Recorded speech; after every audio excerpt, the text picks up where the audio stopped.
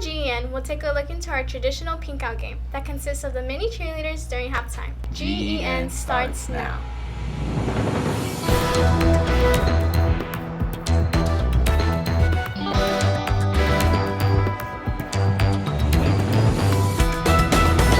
Good morning, I'm Stephanie Cesena. And I'm Sebastian, Colin. Let's start off the day by replaying one of the many events we had these past weeks. On Saturday, October 15, 2022, the city of Desert Hot Springs had a festival in the recreational center that consisted of many traditional activities involving Dia de los Muertos. We have Liliana Muskis with the report. Hi, Golden Eagles. I'm Liliana Muskis, and I'm here at the Desert Hot Springs Rec Center for the Day of the Dead celebration. Let's go check it out. Due to the weather, our trip was cut short, but we made the most out of it. Day of the Dead is a Hispanic tradition to honor loved ones that have passed. Some families started their night by decorating sugar skulls using frosting. Sugar skulls are the Day of the Dead tradition used to decorate altars. Students from the Desert Hot Springs High School fashion class made designs to present during this event.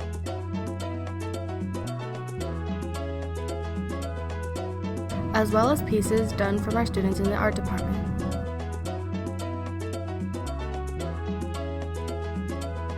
Toward the end, we got to see historical Aztec pieces. I'm Liliana Muskis, reporting for GEN. I am the site coordinator, so I oversee the entirety of the program. The Nest is an after-school program, although I like to think of it more as an after-school network where we are providing services, and it's a drop-in program, so kids don't have to stay the whole time. It's not from immediately after school until 6 o'clock. You can come in, get homework support, or stop at any of our clubs or our events that happen. And we just had our movie night. We watched Hocus Pocus 2. We're just always doing fun things and trying to have, events that students would want to go to versus having things that maybe the students have no say in. And then how does one join the Nest? Yeah, so we have applications here in the Nest in room 108. This is our main classroom, and so if somebody wants to join, they can stop on in and grab one. Also, if it is your first day, you can start without the application, but we do ask that the application gets turned in just so that way we have emergency contact info and things like that. All right, thank you. Up next, during November in the Nest, they'll be having a karaoke night on Fridays, open mic night on Wednesday 11th 9th, Fall Festival Wednesday 11th 16th. There's a lot going on this time of year. Last weekend, the district held a diversity and racial equity conference. There were breakout sessions and performance by our MCJ ROTC, songs from A Nightmare Before Christmas by the Rancho Mirage High School Choir, music by the Palm Springs High School Jazz Ensemble, and colorful dances by the Cathedral City Folklorical Dancers. District Superintendent Mike Sweezy said the conference was part of the district's efforts to create and maintaining an anti-racist and anti-discriminatory learning community that creates safe learning spaces where all students are welcome, included, and respected. I missed that one, but I heard the breakout sessions were informative and the food was good too. Next up, we have Alexis Isiano reporting on the Pink Out football game last Saturday. What's going on, Golden Eagles? I'm Alexis Isiano, here with your sports for the week. Last Saturday, our varsity boys football team had their pink out game against 29 Palms. Let's take a look back at that. On Saturday, October 15th, our boys varsity football team went against 29 Palms for our pink out game, with a big win of 14-0.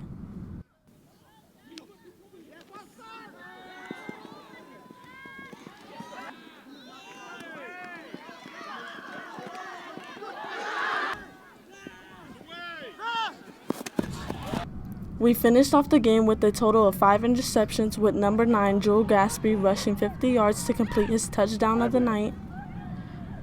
We talked to all 5 players that completed an interception to see how they felt at the end of the game. At the position you play? I play linebacker and tight end. And how many touchdowns did you score today? I scored 1. And how do you feel the game went? Went pretty well. Our defense really did good. Offense, they did nice too, but I really love our defense so far. How do you guys feel beating 29 Palms for the first time in 9 years? That's a great achievement that we've got. A lot of people in this years haven't been able to do this, and that's just something that we got to be proud of, respectful. You guys want to say anything?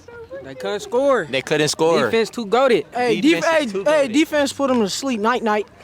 I'm him. Congratulations, Golden Eagles, for the first time in 9 years beating 29 Palms with the score of 14-0. This is Alexis Isiano signing out for GEN. I'm Alexis Isiano here at our Pink Out game where our mini cheerleaders just performed. Let's see how their performance went. Every year, our cheerleading team has their annual mini cheer performance where they find children from the community to participate in a halftime performance during our Pink Out football game. We interviewed a couple mini cheerleaders to see how their cheerleading experience went. What you enjoy doing today? Doing the routine. What you like most about cheer today? My stat. That was a monumental moment for our varsity boys football team. We wish our Golden Eagles good luck at their last game tonight at Cat City High School at 7. That's a wrap for our fall season sports. Congrats, and we can't wait to report next year. This is Alexis Isiano with your sports for the week. Hey Sebastian, would you rather have a flip phone or a computer? I'd rather have a computer, but we also have Naomi LeBeau asking fellow Eagles what they would rather also. Let's see what they have to say. Welcome to our very first episode of Would You Rather. This week's question is, would you rather only have a flip phone or only have a PC? Only have a computer. Why?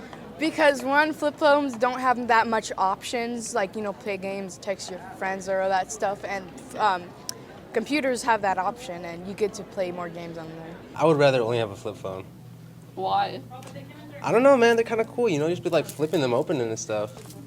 And I don't know. I think it's cooler than a computer. I'd rather have a flip phone. Is there a reason why? Because they're cool. Only computer. Why? Because it's more, you can do a lot more on it. Neither.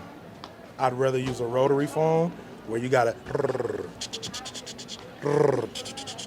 then nobody will call you because they don't want to take all that time, because if you miss that one number, you gotta start all over again. That's what I'd rather do. Now, would you rather have a flip phone or a computer? I'd rather have a computer because, flip phones are old. A flip phone. Why? Because if I want to hang up, it just you talking to. You can't. I'm Naomi LeBeau, and that was Would You Rather with GEN with Naomi LeBeau. Make sure to watch out for us filming at lunch and come take the challenge, if you dare. On Thursday, October 13th, USB and I Am That Girl Club collaborated for the Pink Out Festival, where students wore pink to bring awareness to breast cancer. I think it's so cute seeing everybody in their pink, showing school spirit for a great cause. I am so pleased with the way it went. I think it was really successful, and the girls worked extremely hard to pull it together, and everybody came together, and it was really, really successful.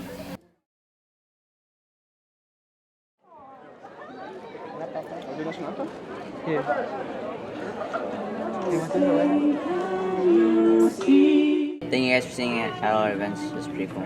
Thank you, choir, for lending your voices to our school. Thank you, choir, for taking out your time to sing for us. I believe that they are very talented with what they do.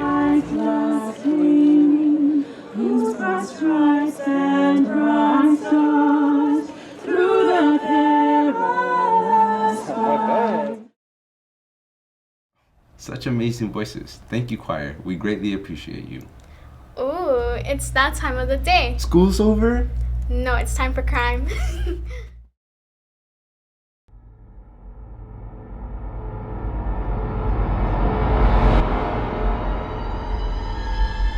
Yeah, a serial killer that really intrigues me is probably John Wayne Gacy. Why is that? Because he hid dead bodies in his floorboards, which is kind of sick as hell. And then also he admitted to all the murders, drunk to a bunch of police officers, which I think is really funny and stupid. John Wayne Gacy, also referred to as Pogo the Clown or Patches the Clown, was born on March 17, 1942 in Chicago, Illinois. He usually worked in children's hospitals and/or events where he portrayed his clown persona. It shocked many people when he was convicted and sentenced to imprisonment for murder, sodomy, sexual assault, indecent liberties with a child, and death. His conviction of 33 murders by one individual covered the most homicides in U.S. legal history. Typically, he would lure a victim and dupe them into handcuffs to demonstrate a magic trick. He would do the so-called magic trick and let himself free with the key hidden in his hand. When he would tell his victim to try this magic trick, they would find themselves unable to set themselves free, which he would then follow up saying, "The trick is, you have to have the key," with evil laughter and a vacant stare. His crimes were committed from 1972 to 1978. Exactly 26 of his 33 victims were buried in a crawl space in his home. 3 others were buried elsewhere on his property, and 4 were thrown in the Des Plaines River. Gacy was sentenced to death on March 13, 1980. Shortly after, on May 10, 1994, he was given the lethal injection and took his last breath at Stateville Correctional Center. Ugh, creepy. Well, this is our creepy episode. We'll be looking for you, Eagles, on Monday, so keep an eye out for our cameras and show off your Halloween costumes. That's it for this week. We'll see you again next week for our next episode. Be sure to subscribe to our YouTube channel, Golden Eagle Network, where you can see this and all our past episodes. Once again, I'm Stephanie Cesena. And I'm Sebastian Colin. And we're signing out for GEN.